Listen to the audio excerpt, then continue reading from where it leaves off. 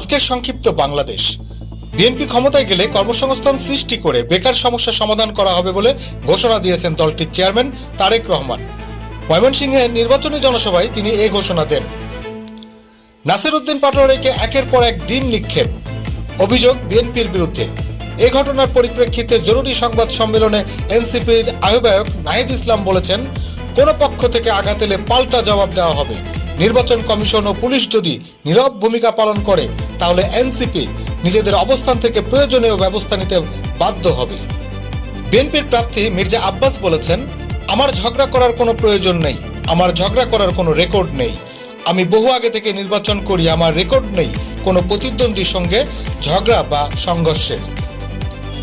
Doctor Shafiqur Rahman সাতক্ষীরায় নির্বাচনী জনসভায় বলেছেন, ক্রিকেট বিশ্বে বাংলাদেশকে আলোকিত করেছে মুস্তাফিজুর রহমান। ক্রিকেট নিয়ে ভারতের উদ্দেশ্যে তিনি বলেন, এখনো সময় রয়েছে, আপনারা আপনাদের সিদ্ধান্ত রিভিউ করেন। এর আগেও বহু দল এমন আবেদন করেছিল এবং তা মেনেও নেওয়া হয়েছিল।